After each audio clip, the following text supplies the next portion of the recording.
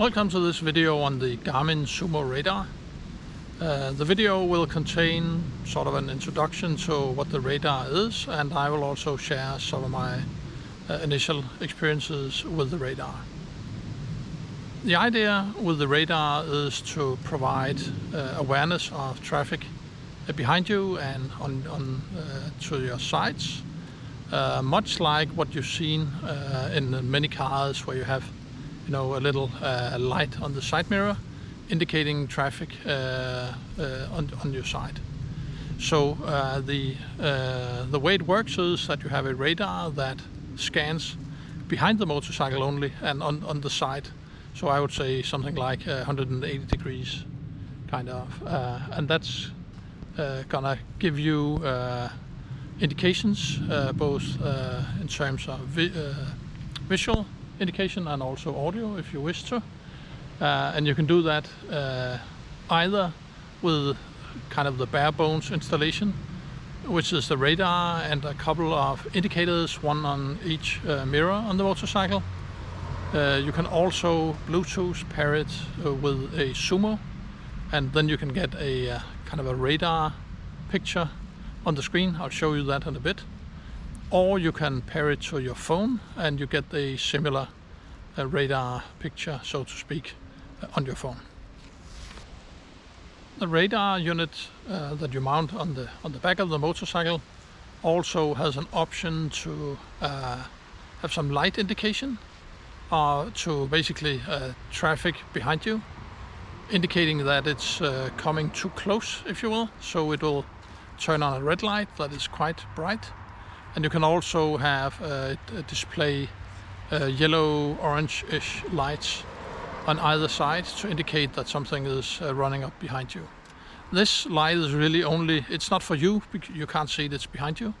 It's an indication to traffic around you to make them aware that you're there.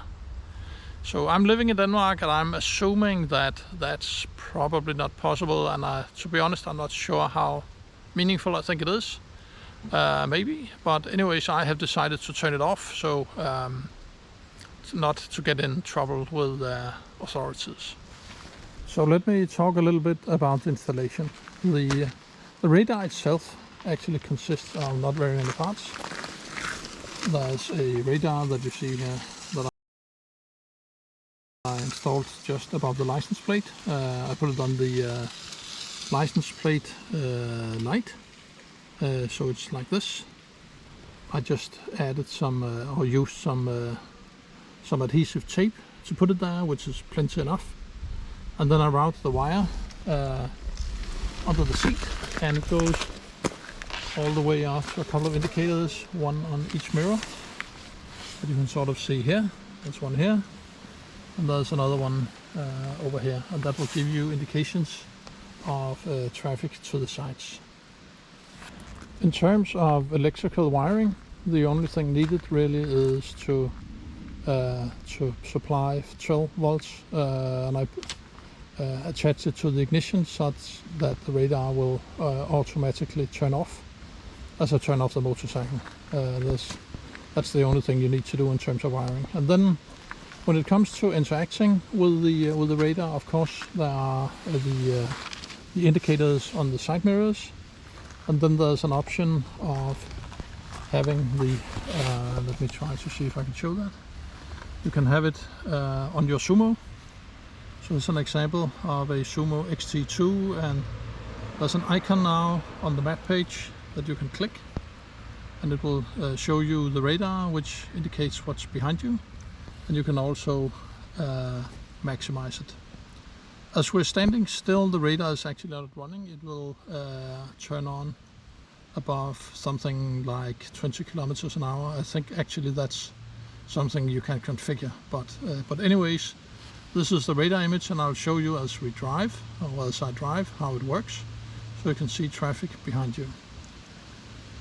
There's also an option if you prefer to use your phone, to simply use the phone, and there's an app for it that displays very much like the same picture, radar picture, as you're seeing on the Zumo.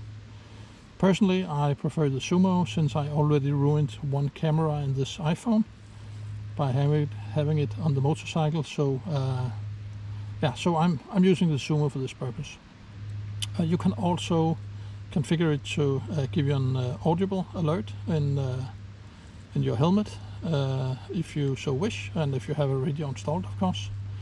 So then you'll know if something comes up behind you.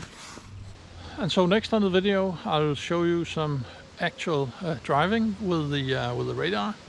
And the way I've chosen to do it is quite simple. In advance, I apologize for probably the image quality of the Zumo, but what I've done is I have put on a 360 camera, you can see here, right there. So it'll sit right in front of me, and the idea is that I will do a picture-in-picture by the camera, such that you can see exactly what goes on the Zumo at the same time as you can see what goes on behind the motorcycle, and then you can kind of get an idea of what it actually looks like.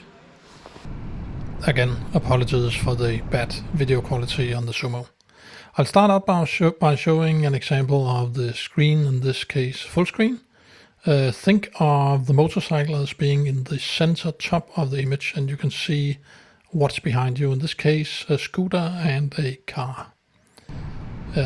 That's the way the screen works, and you can have it in full screen as just before, and here you have a split screen where you have the map and the radar screen simultaneously side by side. Things to notice is that normally, or hopefully, a scooter like what's driving behind me now is rendered as a smaller, narrower vehicle, but that's not always the case. Sometimes it's missing, and it is rendered as a car.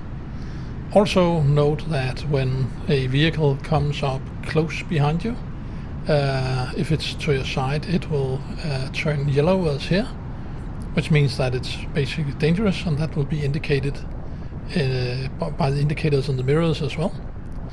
This is another interesting example. See this car with a trailer? It's long, and you will see it's actually rendered as a long vehicle on the screen. You can go back and pause the video if needed to, if you want to understand the details, if you didn't completely get it the first time.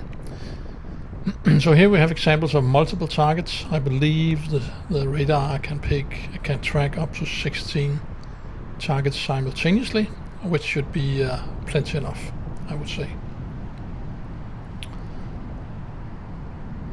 Yeah, and here's another example where you have a yellow car, meaning dangerous, on the right side. You have a scooter behind, and you have another one coming up on the left, overtaking, being yellow. So yeah. So the reason for putting all this footage in the video is for you to be able to get an idea of what the Zumo radar looks like in real life, with a little flaws like rendering motorcycles as cars. But I will say I've been driving something like I believe 5,000 kilometers with the radar, and it has proven to be very, very stable. It has this little glitch of rendering incorrectly scooters, but I will say I have yet to see it missing a target. If there's anything around me, it's always picked up by the radar.